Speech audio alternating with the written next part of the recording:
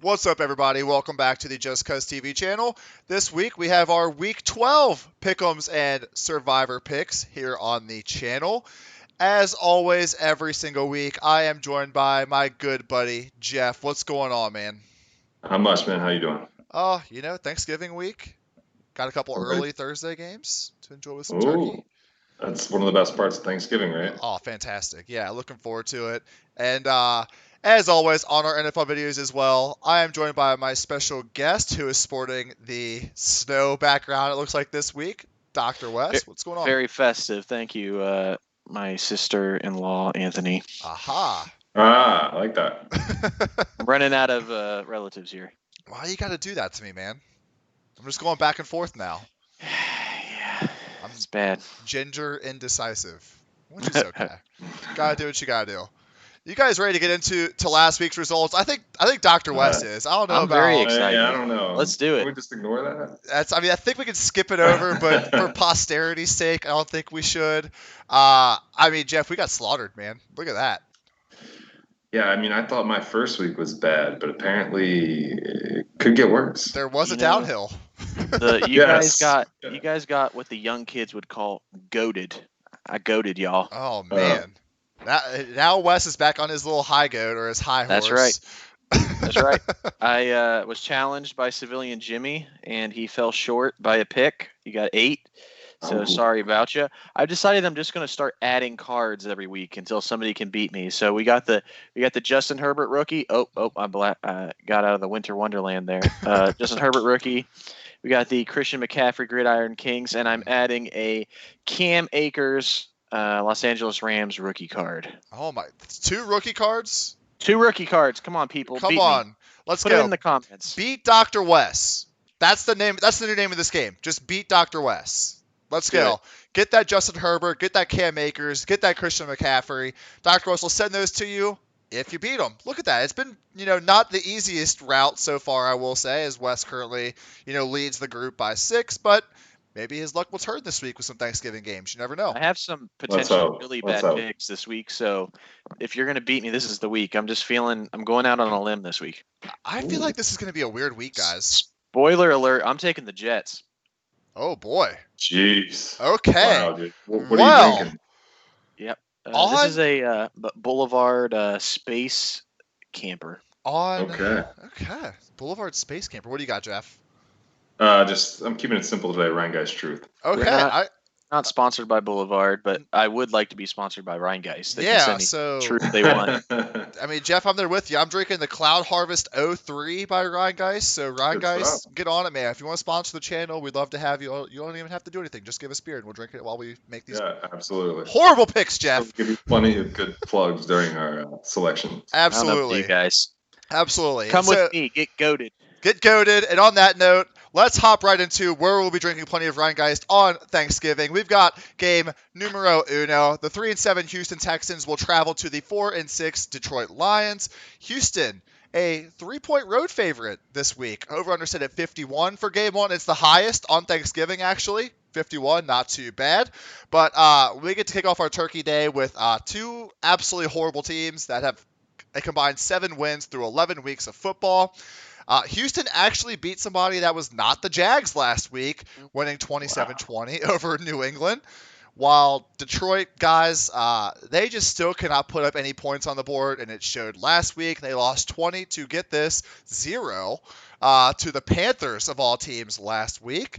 So Jeff, we'll start off here with you this week. Who starts Turkey Day on the right leg? See what I did there? This is kind of a tough one because I don't really like Houston. Somehow they won't beat the Patriots, but still, this is a team that's struggling on all sides of the ball here. And they've come to life a little bit with Bill O'Brien being gone, but it's hard to trust the Lions right now. You have Matthew Stafford playing with a partially torn ligament in his throwing thumb. That showed up. I think he had under 200 passing yards. They're still missing Kenny Galladay. As of today, he hasn't practiced. More than likely, with the quick turnaround, he's going to miss another game. So you're looking at Marvin Jones and TJ Hawkinson as their biggest threats through the air. DeAndre Swift may come back. That'll help. But at the end, I just think that it's hard to trust a quarterback playing with a torn ligament in his thumb. So I'm going to go with Houston. Swift did practice in a limited capacity today, but it still remains to be seen. He was in concussion protocol, I believe, right? Yes. So he's got to get cleared from that before he gets into this game. Dr. West, are you going to side with Jeff here on game 1 of Thanksgiving? I think I will. I do think that the under is the bet if I was going to make one here. I mean, the Lions couldn't score on the Panthers, who are probably like the 30th ranked defense in the league. They're not good. So I think predominantly the points will come from the Texans. The Texans, like he said, are not actually good, but just historically, the Lions, they do not do well on Thanksgiving for whatever reason. And I think that trend will continue, and I'll take the Texans this week. Yeah, so speaking of their record on Thanksgiving, they actually have a losing record overall, and they've lost 3 in a row on Thanksgiving. They're averaging just less than 20 points a game in those 3 games. Detroit is just not good this year. So fun fact, actually, for you guys, these 2 teams actually met on Thanksgiving in 2012, where Houston lost 34-31 in overtime. They're going to make up for that in spades this year, I feel like. If I agree with Dr. West's take perfectly, it's going to be under 51 in this game. They had Deshaun Watson this year, not 2012 Matt Schaub. Texans for game 1, and we got a sweep right off the bat. I don't know why. I just didn't see that coming. I don't know. Yeah, I mean, I think this is going to be kind of an ugly game, so I'm definitely with you guys on the under. Well, if we want to talk about some ugly games, we've got the, tied for second place / tied for last place in the NFC East matchup here. 3-7 Washington traveling to 3-7 Dallas. Dallas, a 3-point home favorite. That's pretty standard that you would always see. Over-under sit at 46. But yet again, Dallas commands the 4 p.m. slot on Thanksgiving. Only this time they're actually in dead last in the NFC East. But hey, I mean, they get the Washington Buckeyes this week, and they both sit a half game away from Philly. It's kind of crazy to think about it like that. Dallas just beat the Vikings 31-28 in a thriller, actually, while Washington won an absolute snooze fest 20-9 against the Bengals. We'll get to them here in just a minute. Dr. West, who you got in game 2 on Thanksgiving? All right. Last week, I'm just going to toot my own horn for a second here. If I tell you it's a Dr. Boss lock of the week, it's going to win. It's won every time this year. Last week, I said the over on the Dallas-Minnesota game, and that won. I think the Dr. West lock of the week this week is Washington +3. You're going to tell me that the horrific Cowboys, who barely beat a very bad Vikings team, are now all of a sudden they should be a 3-point favorite? That seems insane to me. I think that the Washington defensive line is going to tear up the Cowboys' terrible offensive line. So I would definitely take Washington +3. I'll take Washington straight up. And I don't have the numbers in front of me, but just by my recollection, I feel like Dallas isn't good on Thanksgiving either. And I think all the stars are aligning for a Chase Young coming out party. Jeff, are you going to side with Wes on his Buckeyes here? Yeah, I mean, I think the Washington front seven is good, but a little bit overrated. I mean, if you look at the Bengals game last week, Joe Burrow was able to get the ball out quick, make decisive throws up until the horrific injury. And then once you saw Ryan Finley, who essentially is the Walmart version of Andy Dalton, like the Great Value, whatever the Walmart brand is. So that's what Ryan Finley is. Great value. So, Oof. yeah, it's great value.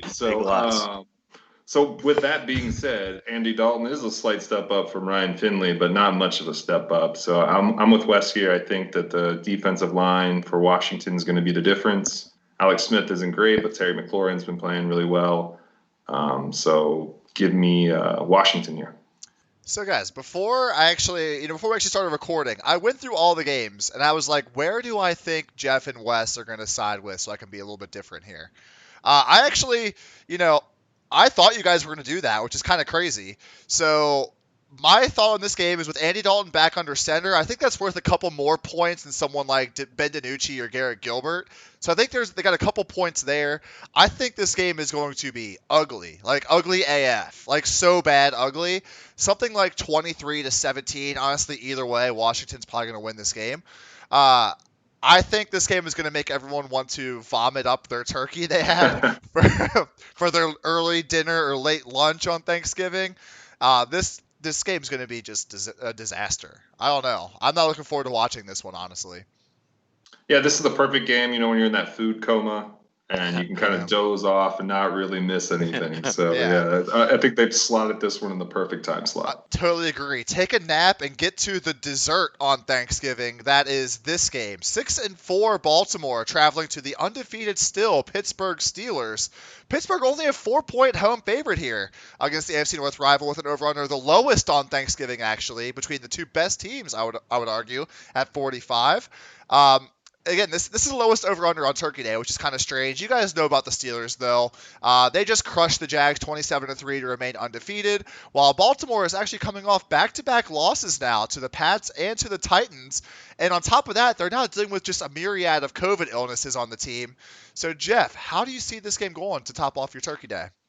Well, I think there's a problem with the COVID outbreak in Baltimore. I know that I think they reopened the facility maybe Monday or today, but two of their running backs are on the COVID list, Mark Ingram, and the guy that's really taken off is J.K. Dobbins. Surprisingly, though, Gus Edwards was not considered a close contact of those two and is somehow not on the COVID list. Crazy how that works. It's because he's nowhere close to the end zone like the other two. Boom! There you go. I don't think there's a more disappointing team when you look at their overall record than Baltimore in the AFC. And Pittsburgh's just been playing lights out. Deontay Johnson has been finding his groove since he's been healthy. Baltimore's defense is good, but I think we talked about this last week. They can be run on, and that kind of opens things up. If they can get Steelers can get James Conner going. And again, just the disappointment in Baltimore all centers around last year's MVP and Lamar Jackson not living up to the hype. So give me Pittsburgh. Taking the Steelers. Dr. West, you agree with Jeff on 2-2 so far on Turkey Day? Yeah, you picked my pick instead of Jeff's, but I will agree. We'll take the Steelers. It's just the safe pick. It's the non-COVID pick. I mean, I think if the Baltimore was going to come out and have a fire under their ass and win a game, it would be this one. And so I probably wouldn't bet this game at all. It's just because I kind of expect weird things to happen. But, being forced to pick, I would take the Steelers. So honestly, I could see this spread getting up to -6 for Pittsburgh with this COVID information that's out there. People are going to hammer the 4, the 4.5 and all that. So Jeff said it perfectly. Baltimore, they're missing Ingram and Dobbins to this COVID thing. Baltimore's on the road. Pittsburgh's defense has been playing pretty well. Lamar has not been playing pretty well. So this is setting up for a surprise Ravens win, isn't it? Yeah. If it gets up to 7, I'd say hammer the Ravens because they won't lose by more than a touchdown, I bet. Yeah, it's going to be a close game. I think Pittsburgh, and again, Wes, you said it perfectly. It's a safer pick with the COVID situation in Baltimore. Pittsburgh's at home. It's been a fortress for them, obviously, so far this year. So, gonna take Pittsburgh. Any surprises on Thanksgiving that you guys could think of? I mean, I could honestly see Baltimore potentially winning this game. I don't know how much of a surprise that is. It's a huge rivalry game, so sometimes you got to toss the record out the window. Baltimore's still extremely talented. They just haven't seemed to get anything going passing-wise, but maybe this week could be the week where Marquise Brown shows up and that passing game exposes Pittsburgh a little bit. If I was going to pick a surprise, which I'm clearly not going on that much of a limb, but that would be the surprise pick I would make. Yeah, it's going to be can these Baltimore wide receivers get around Joe Hayden and Minkah Fitzpatrick, I guess. Mm-hmm. It's going to be hard, obviously. No one's been able to do it really all year, but you get Brown on some go route and you get a quick 6 or something like that, and Baltimore can hold Ben, get after Ben, all that good stuff. They can win this game. I just don't know if I see it happening here, unfortunately for Baltimore. But that will take us to our Sunday games, and we're going to go ahead and kick this off with our hometown Bengals here. The Giants are traveling to Cincinnati. The Giants are only a half game out of the NFC East lead by Philly, who they actually beat last week. What's the score? 27-17, and then pour one out for Joe Burrow, guys. It has been confirmed that he has a torn ACL, MCL, and other structural damage to his knee. So his season and the rest of the Bengals season is obviously over. Dr. West, can Ryan Finley lead the Bengals to a home win here against the Giants? I'm gonna throw this back to you. I think I want to do the opposite of whatever you say because I feel like you've done a really bad job with the Bengals this year. So why don't you go first? I'll make a decision after that. I'll kick this off, sure. Without Burrow, Ryan Finley at quarterback, this team is bad. Like, they're so bad, they're about to get absolutely whooped by the horrible Giants bad. Giants showed they could compete with Philly last week. They still have something to play for, despite only having 3 wins, which is just insane in itself. I think Zach Taylor and the Bengals can now look forward to maybe a top 3 pick, and they can go after the best offensive lineman here in next year's draft, and hope that Burrow is ready for some sort of return next year. I know that dingus, what's his face, Booger, was talking about keeping Joe Burrow out until 2022. Fucking idiot. What? God. Well, yeah, that's why his name's Booger. Yeah. He's too busy picking his own fucking nose. I'm sorry. Like, it just annoys me. He's such an idiot. You don't draft a guy first overall and be like, oh, we'll keep you out for a whole 2 years now. That's just ridiculous. Hopefully they get back next year. I'm taking the Giants. Yeah, I'll make the sweep here. I think you guys hit the nail on the head. I mean, I watched the game. Obviously, I'm a huge Bengals fan. I kind of flip around, but I stay on the Bengals game, and it just like the oxygen was sucked out of the room as soon as Joe Burrow went down. I think we all kind of saw it coming as many times as they were throwing the ball and as many hits as he was taking. It was only a matter of time. And plus, let's be honest, we're Cincinnati sports fans. We're not allowed to have nice things. I think we all exchanged that text on Sunday. So it was only a matter of time. And Ryan Finley's just simply not the answer. They traded up for him in the 4th round. He was given the name last year, Tank Commander Finley, after he assured that we got the 1st round pick. And maybe he'll fulfill that destiny again this year and let us get the top offensive lineman in the draft. So I just think that the Bengals are going to be completely overmatched, and it would shock me, honestly, if they won another game the rest of the season. So definitely won the Giants here. Yeah, Dr. West, you going to complete the sweep for us? No, I said I was going to do the opposite of whatever you did. Fair enough. So let me just go into a brief soliloquy. I said from the beginning the Bengals should trade down in the draft, and I still firmly believe that because they could have gotten the draft capital to build up the rest of the team, including an offensive line, and then gotten a quarterback this year, either Justin Fields or Trevor Lawrence, or there's other prospects out there. And this is exactly why we can't have nice things in Cincinnati. We get the number 1 overall pick and we blow out his knee. It's just so freaking frustrating to watch the Bengals. Like, it's just such a poorly run organization. It's impossible to watch. If you're going to spend all of your time or all your money in draft capital and take the number 1 overall pick, then go out and get some free agents to protect him. And like you said, we saw this coming. Every Bengals fan in the world saw this coming. We mentioned last week in the show. All I said was, I just hope he doesn't get hurt. And then look what happens. So being forced to make a decision, I'm going to go the opposite of Anthony, and also I think that the Bengals are going to rally around Ryan Finley. They're going to try to go out there and rally behind Finley, and they're going to win an emotional game. That's what I think. Okay, Jeff, I'll kick this back to you really quick. So, question for you, as a Cincinnati sports fan, thoughts on Zach Taylor? I thought that this 4-game stretch they were coming in was going to make or break Zach Taylor. They have 4 very winnable games. So, we had Washington last week, which I honestly believe Burrow is healthy and completes that game, they win. Yep, that was winnable. Then very winnable.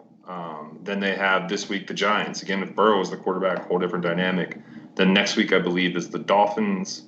And the week after that, I believe, is the Jets. I'm not sure on the 4th game, but that stretch there of 3 winnable games, I can't recall the fourth game, so I don't have the schedule in front of me, but that would make or break Zach Taylor. Now it's just going to be out the window because the ownership is going to say, well, he didn't really get the quarterback that we planned on having all season. But personally, I thought he was Dave Shula 2.0 from the jump. They hired a young guy that, as a Bearcat fan, I remember when he was the offensive coordinator at UC last year, Tommy Tuberville, not very impressive. So I think that he's not the guy, but they'll stick with him another year. I don't begrudge them for picking Burrow because I think when you get a shot at picking a franchise quarterback, you have to do it. Not sold on Justin Fields. Yeah, great. If we would have gotten the chance to get Trevor Lawrence, that would have been awesome, but nobody was going to guarantee his first pick next year. And here's another thing. There's already talk of Trevor Lawrence not wanting to play for the Jets. If he feels that way about the Jets, pretty sure he'd feel pretty intensely against playing for the Bengals. So hindsight's 2020. I do agree with Wes. They should have spent the money in free agency and brought in some offensive linemen around here to protect him. They spent a lot of money on defense, but went bargain shopping for offensive linemen. It's a bit of in the butt right now. Yeah, I think they got to let go of AJ Green too, unfortunately. Yeah. He's just not there anymore. We're getting this ghost of AJ Green. I think his contract is still pretty large from a couple years ago when he re-signed. He was tagged this year. Okay, tagged. Okay, yeah. Apologize. Yeah, so it's rebuilding time, and an offensive line has to be drafted by the Bengals for them to do anything going forward. Yeah. So the other game they have is Dallas. Dallas is the fourth game that I mentioned. So that stretch again would have been Washington, the Giants, Miami, and Dallas. So those are 4 winnable games. Miami is a pretty good team, but that's a winnable stretch. Now I don't see them winning any of those games.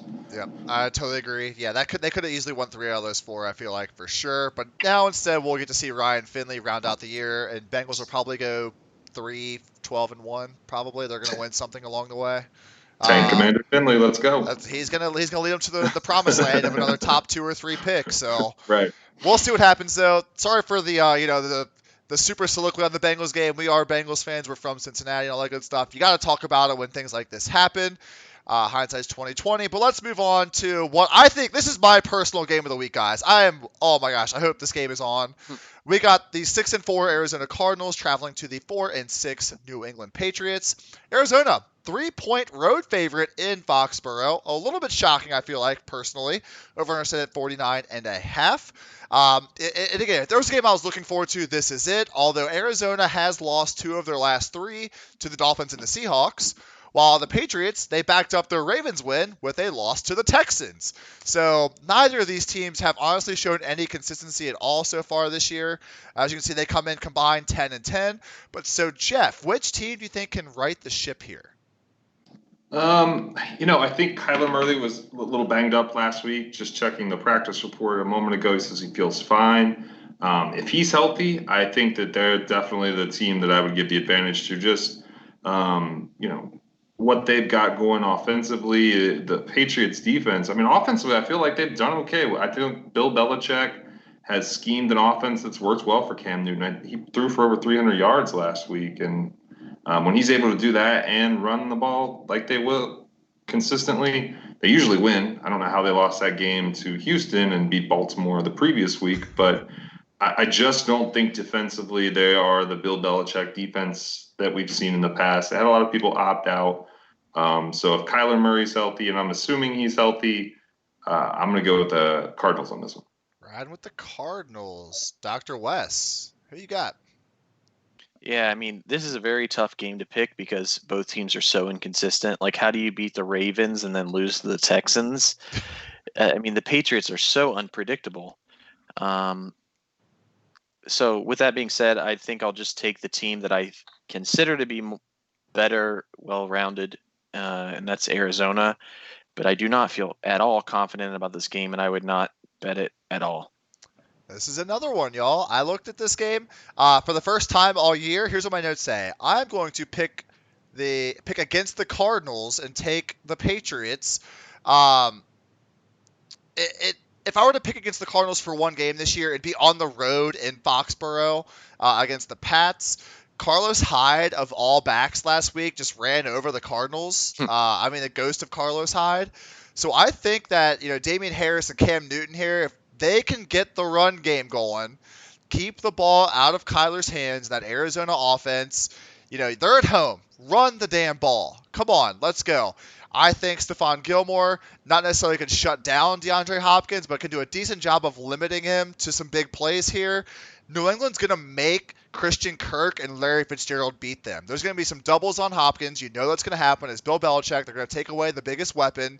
They're going to have to, for DFS, if you're going to play something like in this game, it's got to be like Kirk or Fitz, I would think, because they're going to get the one-on-ones and the open looks across the middle of the field. Taking New England, though. They're at home. Got to do something here. I'm sorry, Arizona. First time I picked against you all year, it had to be against New England. But give me the Patriots on the island. Let's go. God bless. Let's go. Good luck with that. Yeah, let's do it. All right, we're gonna get away from that game. I'm looking forward to watching it, though. We've got now the 6-4 Las Vegas Raiders traveling to the 3-7 Atlanta Falcons. Raiders 3-point road favorites. They played really well on the road so far this year. Over under, actually the highest, tied for the highest at 55.5 here. Vegas is coming off an actually thrilling game against the Chiefs, where they unfortunately came up just short, 35-31, on a last-second Travis Kelce wide open touchdown in the end zone. Kind of hilarious. But Vegas is now in a three-way tie in the AFC for that last spot with Miami and Baltimore. Atlanta, on the other hand, actually sits dead last in the NFC at 3-7 with all the tiebreakers and head-to-heads. Kind of funny to think about it, honestly, with how bad the NFC East has been. Atlanta, dead last in the full NFC. The Falcons are averaging 25 points per game at home, despite being 1-4 at home this year, while the Raiders, they are 4-1 on the road, scoring 28 points a game on the road. So, Dr. Wes, can Vegas stay in the playoff race with another road win? I think they have to.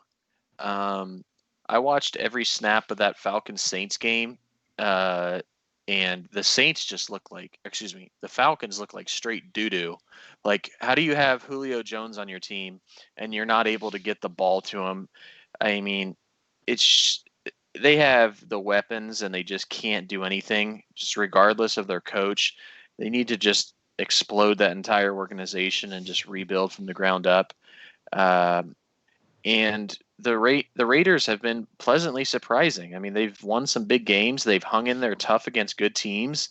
And I think that they are the type of team that will destroy the Falcons just on the ground. Josh Jacobs is my lock of DraftKings this week, because that Falcons D is atrocious, and I bet the game will be relatively close just because the Raiders will use so much time. But I think that there will never be a threat. Okay. Jeff, you also going to take the Raiders?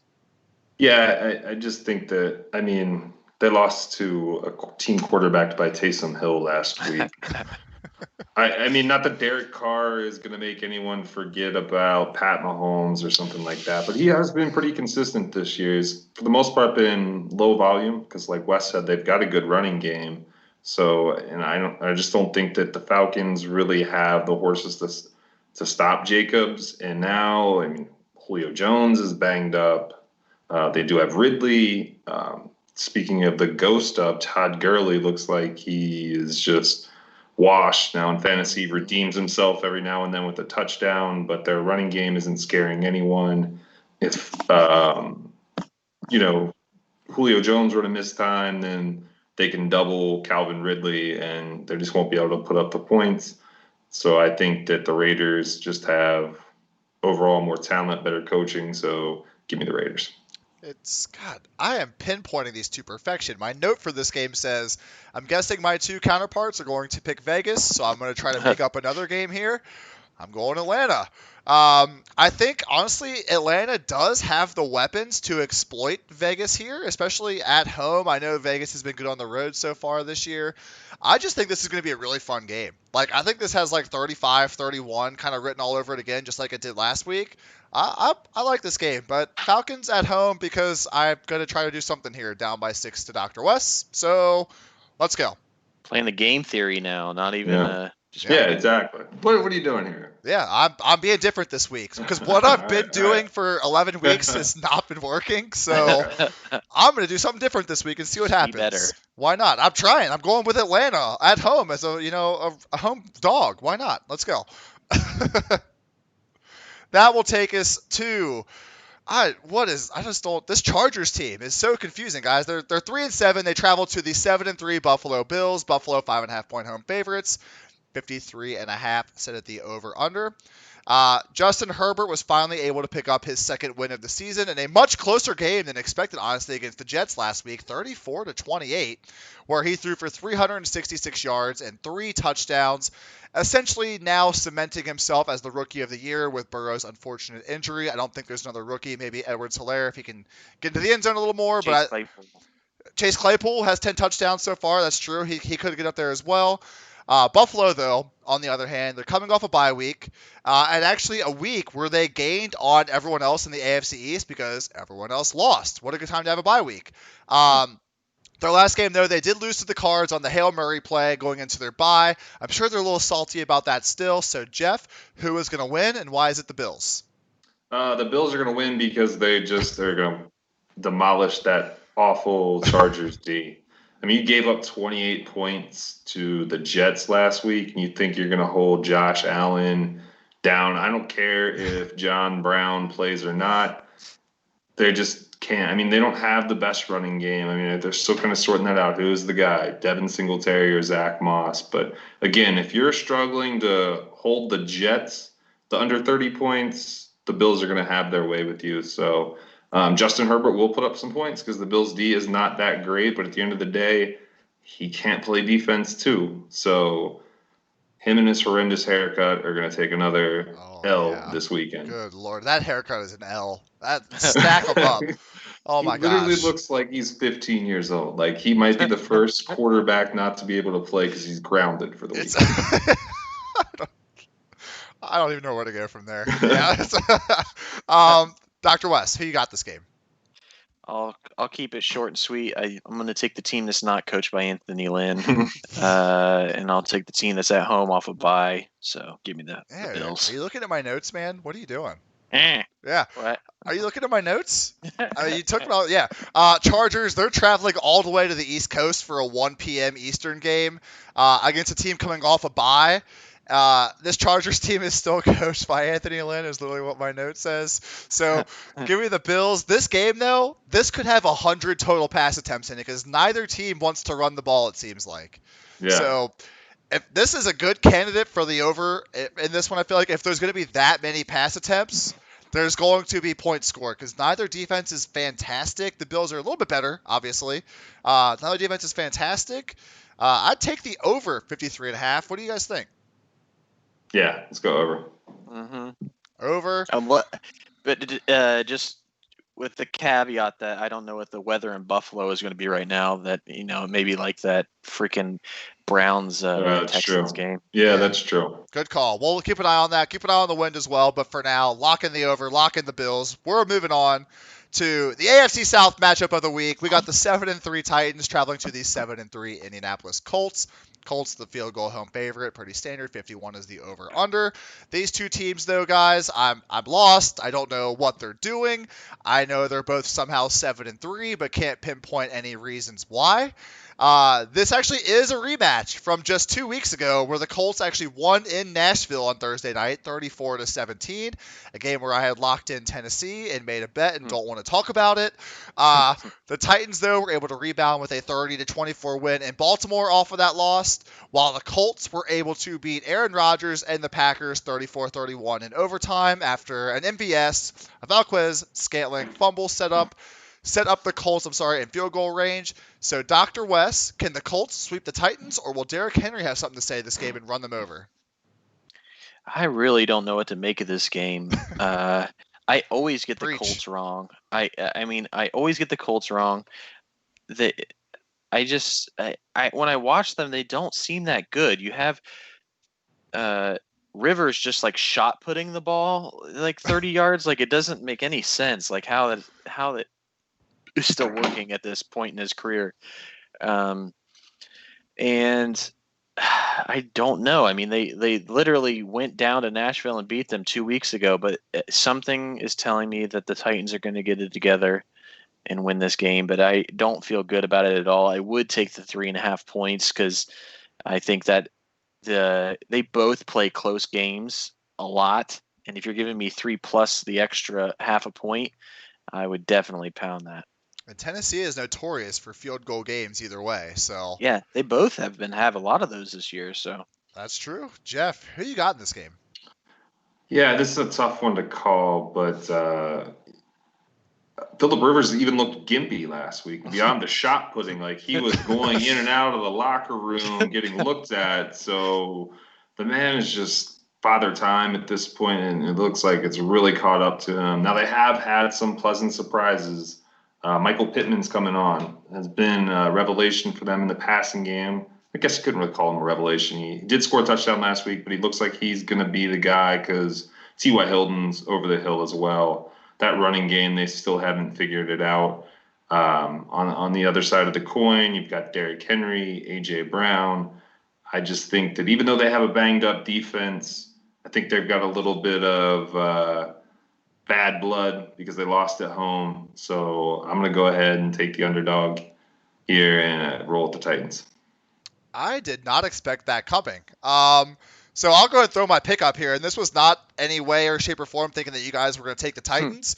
These are just like two of the most frustrating teams I've ever watched play football because I watched them. I'm like, they're really not that good, but then they like end the game with a win, and I'm like, what? How did that even happen? Like, Right.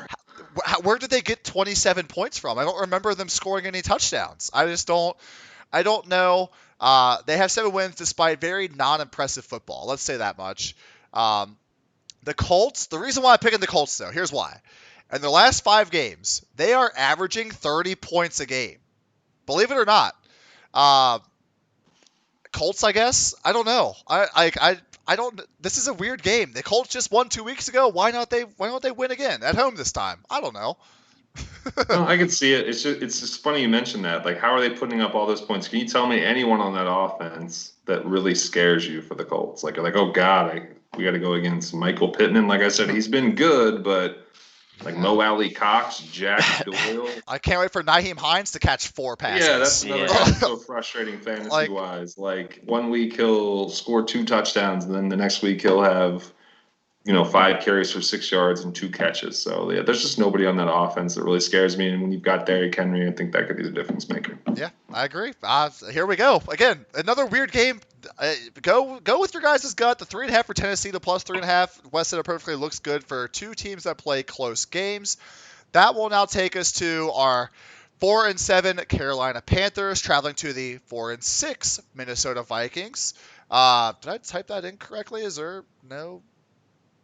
Did I miss a game for... No, Carolina has not had a bye yet. Carolina and Tampa Bay have not had a bye yet. There were no byes this week, y'all. I thought I had a typo there. I apologize. Carolina and Tampa Bay have a bye next week.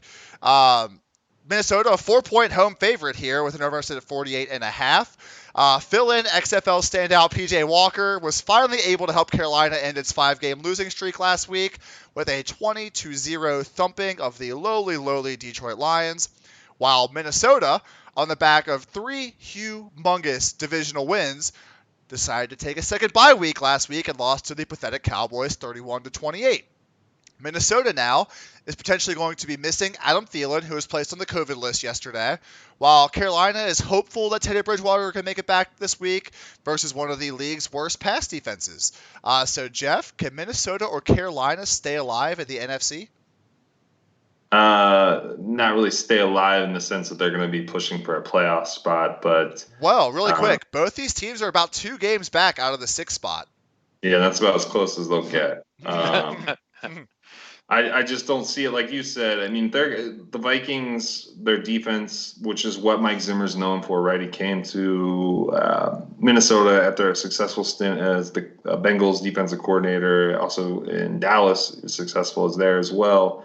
Yeah, they've got a decent, offense. When Dalvin Cook is going, then they can run that play action. You saw that work out fairly well for them last week. Kirk Cousins had a good game, went over 300 yards, but it still wasn't enough. That defense gave up a bunch of points to Dallas, and I just don't have enough confidence. Even if they are starting the XFL MVP at quarterback, I don't think McCaffrey's going to come back, but Mike Davis has filled in admirably, and they've got good wide receivers. So I'm going to go with Carolina here. Oh, it still says Steve there because I had to move some of my tabs back. Going with Carolina. Shout out to Steve. We are using tabs that we have not used in a while due to bye weeks. Jeff taking Carolina. Dr. West, who you siding with?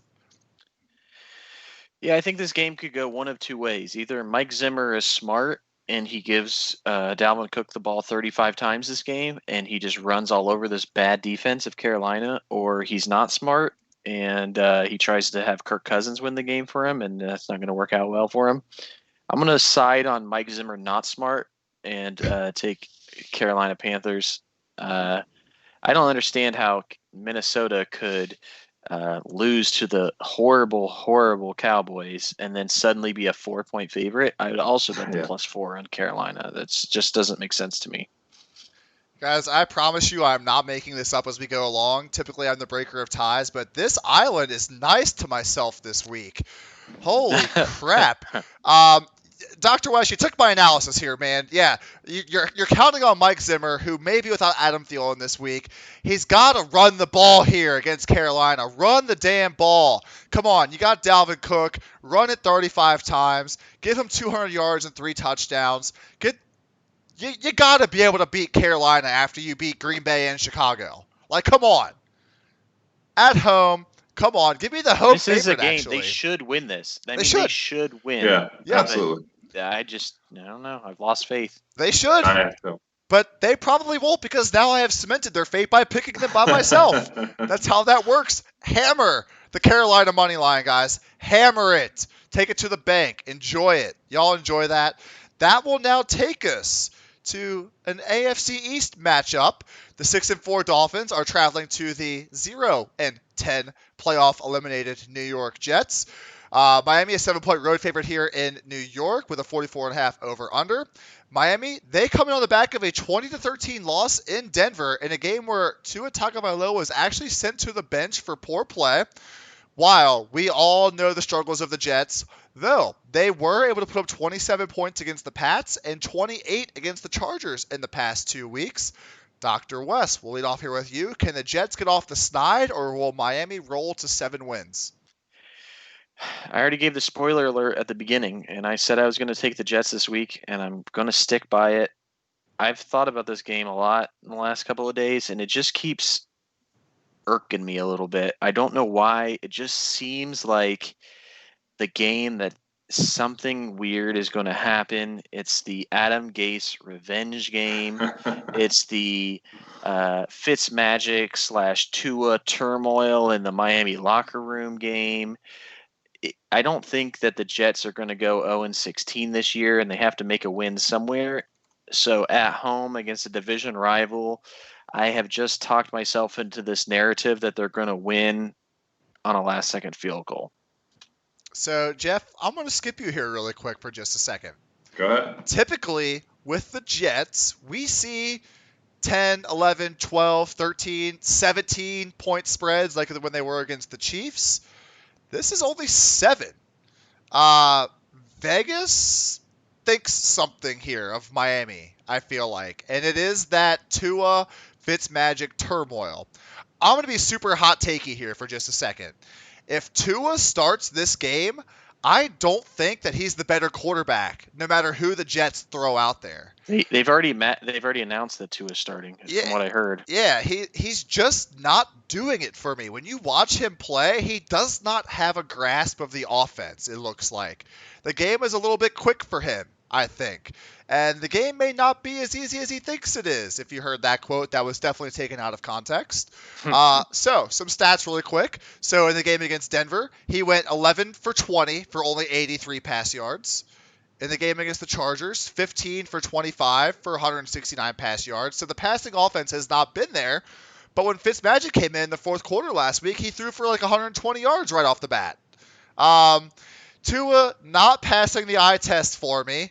And I did confirm I sent Dr. West this pick, so I'm not stealing his thunder. If the Dolphins are going to lose in Denver, I think they have a chance to beat the Dolphins here at home in the Adam Gase revenge game. I really do think that. So, Jeff, if you're taking the Dolphins, enjoy your free win here, my man. Enjoy it. Thanks. Like, honestly, if I'm going to be on an island, this has got to be like the best island The that you could anti-Jets possibly island. be on. Yeah. The island opposite of the New York Jets. I mean, everyone keeps talking about the Adam Gase revenge game. Well, if Tua keeps struggling, we're going to see the Ryan Fitzmagic revenge game. Like, he's played for like 10 NFL teams. The Jets were one of them. So we'll see what happens. But I think at the end of the day, even if Tua's struggling, you're right. You hit the nail on the head. He clearly has no – well, I shouldn't say no grasp. He does not have a full grasp on the offense there. They've had to limit the play calling. Immediately when Fitzmagic went in last week, you saw Devontae Parker start to catch passes. The offense flowed so much better. It's hard for me, a guy that I've been talking about as coach of the year all season long, Brian Flores. It's hard for me to understand when your team's in the hunt for a playoff spot, how you're running Tua out there. Nothing against his long-term value or implications on how good of a quarterback he's going to be potentially down the line. But right now, he's clearly not the best quarterback for the team. That being said, Adam Gase is still the head coach of the Jets, so that's a layup for me. I got the Dolphins. Yep. R.I.P. Dr. Wes. We're gonna sit. Well, we're gonna sit in this. I thought I grave. was getting cute. I thought I was getting cute, and I'd be on my own for this one. And then Yeah. look what you did. I know. I texted you. I texted you a picture of it when you I don't know if you got that while we were recording. Yeah, I was trying to be cute, and Dr. West was trying to be cute here as well. But Jeff, you're welcome. That's why I'm the greatest football mind in all. You just gamed the system perfectly. You knew this was coming. Yeah. The greatest football mind with the worst record. Yeah. Hey, I'm fine with Anthony right now. That's very true. It's nice not being in last by myself. I will say that much. Tied for last. Yeah, that's right. It's a good place to be in. Let's get away from that game. I cannot believe I'm cementing a Jets pick with Dr. West. Good. What is happening? We've gone off the rails. Let's get back on it here with the 7-3 Cleveland Browns. I always called them the Cavaliers. Going to the 1-9 Jacksonville Jaguars. It's almost NBA season, guys. I'm excited. I'm an NBA guy. Cleveland about a touchdown road favorite here in Jacksonville. The number is set at 49. Cleveland has won 2 in a row as part of their 3-game homestand, and their reward for having 3 straight home games is apparently a road matchup versus the 9-loss-in-a-row Jaguars. How fortunate for them. The Jags offense has completely stalled out. Their defense is allowing the 3rd most yards per game and the 3rd most points per game. But Cleveland themselves have kind of stalled out. They're averaging less than 13 points a game in their last 3, all at home. They now start a 4 out of 5 game road trip. Can they start off these road travels with a win, though, Jeff? No, because I'm going to read you Jake Luton's stat line from last week. He was 16 of 37 for 151 yards and 4 interceptions. Case closed. I don't care how shitty Baker Mayfield is. I don't care how poorly the Browns have played at times this year. They're still 7-3. They're still a team that's looking at a playoff spot right now. Yeah, they've had some not so hot offensive games. They've dealt with some bad weather. Let's be honest, they're not going to put up a lot of points. They're designed to run the ball. They've got Kareem Hunt. They've got Nick Chubb. They're never going to put up a bunch of points, but they do have a pretty good defense. And again, they're going against Jake Luton. He threw 4 picks. Even if he only throws 2, that's good enough to put a nail in Jacksonville's coffin this week. Yeah, Jacksonville, #bad. Hashtag real bad. Hashtag real bad. Hashtag Kentucky and Alabama real bad. Ouch. Dr. West, are you going to take the Jaguars? You just took the Jets. You feeling that risky? I know, right? I can't be too crazy. I will say that shout out to Anthony for one of the we had a bunch of good takes last week, and one of them you called was that the Browns would have a pick 6 last week. And what happened? First score of the game was a Browns pick 6. Yeah, so thanks once. You got to cut. Yeah, you should cut that into this episode. But yes, the Browns, they're clearly the better team. Jaguars have nothing to play for. Yeah, give me the Browns. I don't have too much to say. Yeah. So the only thing I will note, not that it makes any difference, Denzel Ward is out for a few games with a calf injury, but thankfully it is Jake Luton. I don't think they'll need Denzel Ward much here. They will need him more next week when they play the Titans, but this is the Jags this week. Cleveland rolls here, even on the road. We've got our 4 p.m. games on Sunday kicking off here with the 8-2 New Orleans Saints traveling to the 4-6 Denver Broncos. Saints 5.5 point road favorites here. Over-under set it pretty low at 43.5. The New Orleans train, despite not having Drew Brees, did not stop at the station. It kept on rolling last week to their 7th win in a row with a fairly easy 24-9 win over the Falcons behind 8 sacks of Matt Ryan. Meanwhile, Denver picked up what I would think is a surprising win over the Dolphins last week at home, 20-13, which actually resulted, like we just mentioned, in the benching of Tua in the fourth quarter. New England, they held Julio to 2 catches for 39.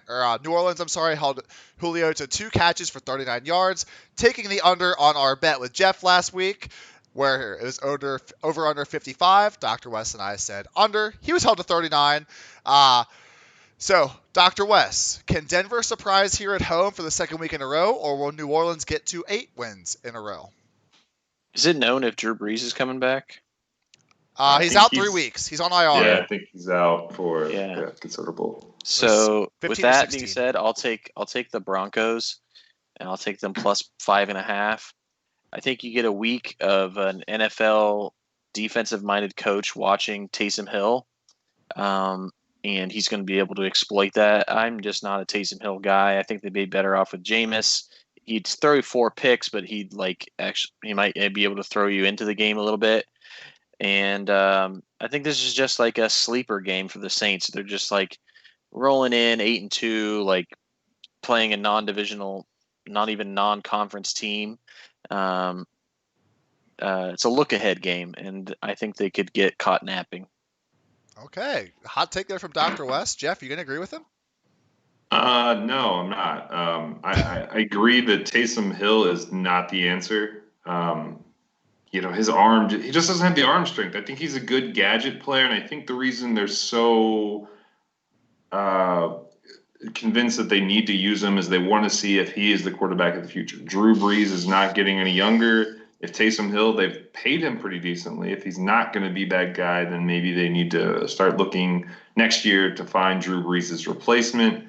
It's kind of curious to me that Alvin Kamara didn't catch a single pass for the first time in his entire career, but they still have enough weapons in the wide receiver game that can bail him out against a Denver team that's still quarterbacked by Drew Lock, still coached by Vic Fangio. Mike Thomas will get his. Taysom Hill will be able to run just enough to make sure that the Broncos never really get close enough to win this game. Ooh, breaker of ties is back. All right. Okay. So last week, Drew Lock, he had 18 completions, 1 interception. No touchdowns. That will just not get it done against this Saints defense.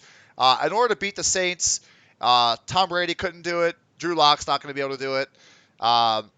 Fitz came in last week in the 4th and tore up this Broncos defense, I feel like. Again, he threw an interception at the end of the game, but it was into the end zone trying to win the game. It will allow that, I suppose. It's Drew Lock's not going to be able to get it done. They may sack Drew Lock 14 times this week. He may go back on IR. That defense is really rounding into form. Yeah, they look too good, and Drew Lock's not going to be able to dissect them. It's just not going to happen. Saints are going to roll here in Denver, despite all their despite not having Drew Brees, they have all these weapons still. I think it's going to be the Saints. Speaking of not having any weapons, we get the 4-6 San Francisco 49ers traveling to the 7-3 Los Angeles Rams here. The Rams a touchdown home favorite against this depleted 49ers team. If it wasn't bad enough for the 49ers, though, guys, tackle Trent Williams was just tested positive for COVID, and cornerback Quan Williams was suspended 2 games for performance-enhancing substances and all that stuff. So literally all across the field, they are down to their 2nd and 3rd string players and all that good stuff. So this week, their lives don't get much easier. After they've only scored 30 total points in their last 2 games, the Rams defense now gets a turn at Nick Mullins and a chance to make it 3 wins in a row for them. And this big NFC West battle, Jeff, the Rams are back at home again after a lot of travel. Can they pick up the dub? Yes, I think they can. The reason is Sean McVay is just a genius. If you look at the game against the Buccaneers last week, they have the best rush defense in the league. So what did Sean McVay do? Put the ball in Jared Goff's hand and let him air it out. Robert Woods won that game. Coming into that, they had a pretty successful run with Darrell Henderson, Malcolm Brown, mixing in Cam Akers a little bit recently, but he just adapts on the fly to find. He's like a mini Belichick from the offensive standpoint. He'll find your weakness defensively and exploit it. And I just think there's just so much going on in San Francisco: injuries, COVID, suspensions. Give me the Rams. They are an absolute nightmare this year. I'm going to make this really quick and easy, though. I don't have any analysis. The Rams' defense is so much better than anything Nick Mullins can throw out there. Give me the Rams. Yeah, I would agree, but I do think this is a game that could be a sneaky 49ers win after the Rams are traveling back and forth per usual. And then the 49ers are coming off a bye. They might be able to salvage a win against the divisional opponent, but I will take the Rams, but I would not be shocked if we were all surprised. I would honestly, I'd hammer this under still at 45. I mean, it could be 34-7 this game. That's why I feel like I don't think Nick Mullins is going to be able to do anything against this Rams defense. Yeah, I don't either. Aaron Donald's going to be giving him nightmares for weeks to come. There's going to be an imprint of Aaron Donald within Nick Mullins when he goes home on Sunday. That will take us to our last 4 o'clock game on Sunday. What is arguably the game of the week, I think, for all football fans. The 9-1 Kansas City Chiefs travel to the 7-4 Tampa Bay Buccaneers. Kansas City, a field goal road favorite with an over/under at the week high 55.5 currently. This is actually the battle of the two teams that have scored the most points so far this year. Kansas City is number 1 with 321 total points. Tampa Bay 1 point behind them with 320. We get Patrick Mahomes, who should be now in the MVP front running, versus a very, very, very angry Tom Brady coming off the loss last week. Kansas City has won 5 in a row. They're averaging 34.5 points across those 5. While it just seems Tom Brady throughout his career and this year does not lose 2 in a row. They lost 27-24 at home last week to the Rams. The Kansas City defense, I would say, is not quite as good as the Rams, but Dr. West, will Mahomes keep rolling, or can Tom rebound yet again this year? I think I figured out the Bucs, and I think that they basically look good against bad teams. They lose against good teams, sometimes convincingly. So I think that they are going to get their butts kicked by the Chiefs, and I would take the Chiefs minus 3.5. Okay. Jeff, taking the Chiefs as well? Yeah, I mean, I think he hit the nail on the head. They're just not really playing that well when they face that elite level competition. And, if they can't get a running game established, which I think really helps Tom Brady, is having that run game where he can run the play action, it's going to be tough for them. And through the beginning of the season, the Chiefs were allowing 4.9 yards, which was the 8th most over the first 5 weeks, but since then have clamped down to 3.9 yards since then. So that puts them at the 21st best rushing defense at that point. So I just think that they're not going to be able to set up enough with that play action game, and Kansas City's just rounding into form, and they're just going to take care of business here and make Tom Brady regret ever thinking he can challenge the GOAT quarterback, which will be Pat Mahomes. Oh, you know where I'm going now. Now I'm fired up. Oh, boy. Patrick Mahomes the GOAT. Jeff, please. Oh, boy. Please. He will be. He's not the GOAT now. I should preface that. He will be. Yeah. I don't think this pick surprises y'all. I knew you both were going to be on the Chiefs. Literally, my notes say that. I'm assuming you're both on the Chiefs. I'm taking Tom Brady, who does not lose 2 in a row. Tom knows they got to keep pace with the Saints now after they lost last week. I'm taking the Bucs. They're at home. Why not? Why not? I don't know. We'll see what happens. Kansas City's going to win this game. Let's move on. We've got our Sunday night game. Chicago traveling to the Green Bay Packers. Chicago's 5-5 after their 5-1 start. Green Bay 7-3. A touchdown plus, home favorite here, over at 45. Personally, I feel like there were some pretty good Sunday day games, and then we get this absolute crapola to round out our Sunday night. I don't know about y'all, but I can't watch anything with the Bears anymore. They haven't even announced a starting quarterback for this game yet after, Trubisky's hurt, Foles is hurt. They've lost 4 in a row after their fake 5-1 start. Now they go on the road to face the Packers, who are coming off an overtime loss to the Colts. And I think Aaron Rodgers wants blood. So, Jeff, will you be watching this game? And if so, why are the Packers going to win? Yeah, I'll be watching this game, but I'll make sure I have a nice bottle of bourbon next to me so it's palatable. I think the Packers are definitely going to win. Even if Nick Foles is healthy, like I never thought if I was a Bears fan, I'd be like, please bring Trubisky back. But Nick Foles just hasn't looked good. That offense isn't flowing. They don't have a running game. Cordero Patterson, I don't know if he's going to be the starting running back. Presumably, David Montgomery has cleared the concussion protocol, but is anyone clamoring for him to come back?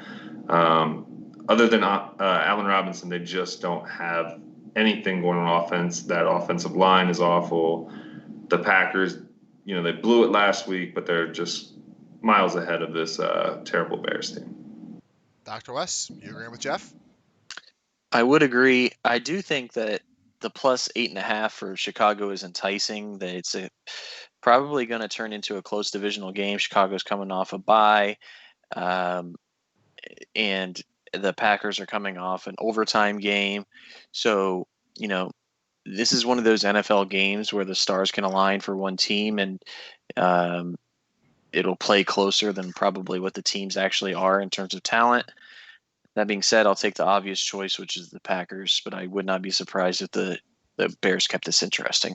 Yeah, perfect take. I absolutely love that. The Bears are a defensive team, so the fact that we're giving up 8.5 points to a team that just lost to the Colts, a defensive team, Bears plus 8.5 sounds pretty spicy to me. I do like that a lot.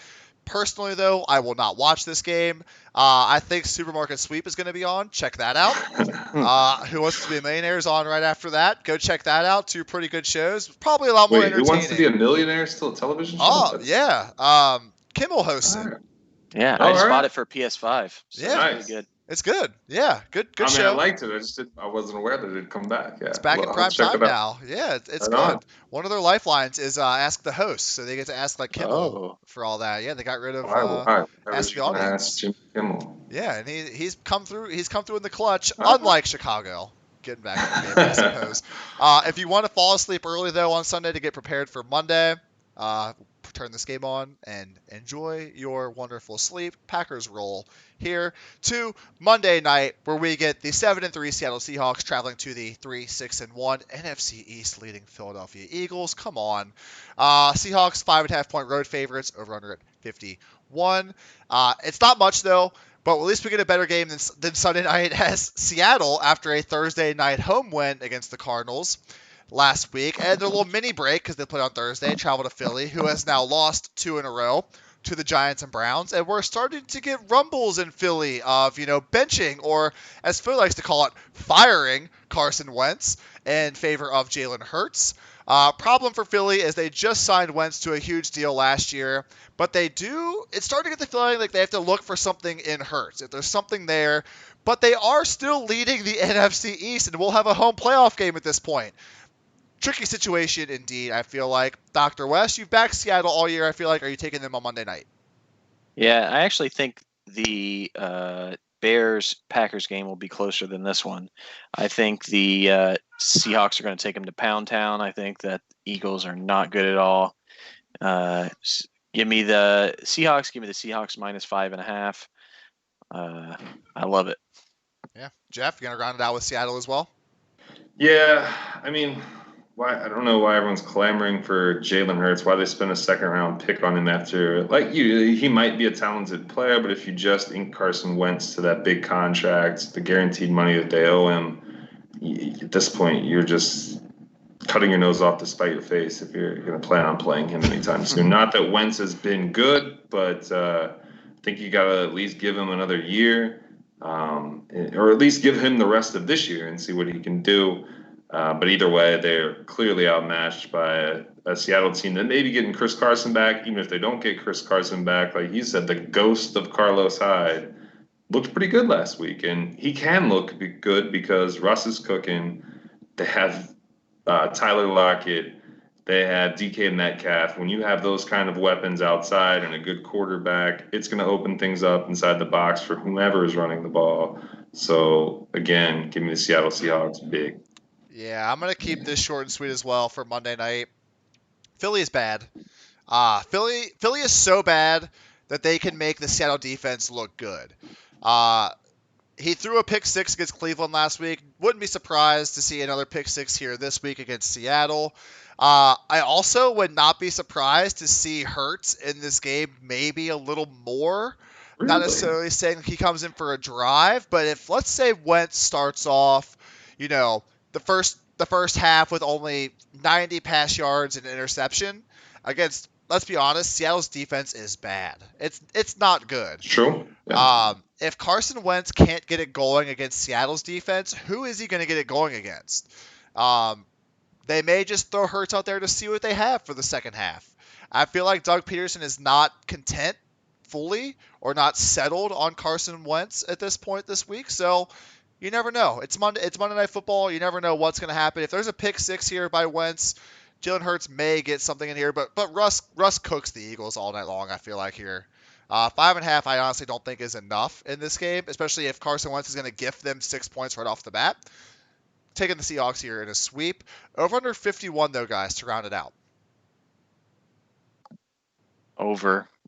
Just because Seahawks defense is so bad, and they're going to put up a bunch of points also. So, give me the over. Over. Yeah, over. I got a more interesting over-under, though, Anthony. Over-under pass attempts for Jalen Hurts this game. What would you set the bar at? Over under 7? Oh, no. 2. I don't think Carson Wentz will come in. But if he's so bad against a bad defense, they will have to see what they have. They can't just let Hurts sit on the bench if Wentz is going to play this bad, I feel like. I wouldn't put him out there and be like, oh, I think he's going to throw 20 passes. I don't think he's going to throw 7 either.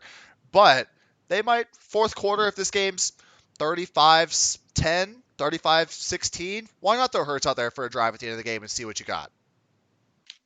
Okay, fair enough. So what you're saying is you don't have very much confidence because you said over under at 2 for pass attempts. All right, I'll say he may have 5 attempts in this game. So I'll take your under 7. Okay. That will I would definitely take under 7. I will not. I wouldn't take over 3, to be honest with you. That's fair. Yeah, I bet Wentz finishes this game though. Yeah. Especially if it stays close. That will take us to our survivor, where would you look at Dr. Wes? Yeah, this is embarrassing. We shouldn't even do this anymore because we're just making ourselves look bad. Oh, hey, speak for yourself, man. I got 5 in a row right. I did get 3 of my first 6 wrong, though, so I really can't say anything. But this week, though, the advice, again, keep attacking the Jets and the Jaguars. I'll go and kick us off, though. I got an interesting one. So, yes, I picked the Jets as my pick 'em. I'm going to hedge against myself here. Oh, boy. I'm taking the Dolphins in the Anthony hedge of the week here for Survivor. Bet against the Jets. Bet against the Jaguars. Let's go. Miami's going to steamroll the Jets. But I picked them in the pick-ems because I'm an idiot. Who wants to go next? I'll go next. I'm going to take Cleveland. Cleveland. Oh, that's who I was going to take. Dr. West now. Now I got to figure out what I'm going to do. You've already used Miami. Well, give me Washington versus the Cowboys then. Okay. Back-to-back games taken against the Cowboys here as Minnesota beat the Cowboys last week. Let's do it. Riding the Buckeyes on the road in Dallas on Thanksgiving. We will know that result here in a short couple of days. That will do it for this week's episode, guys. Thank you again for watching every single week.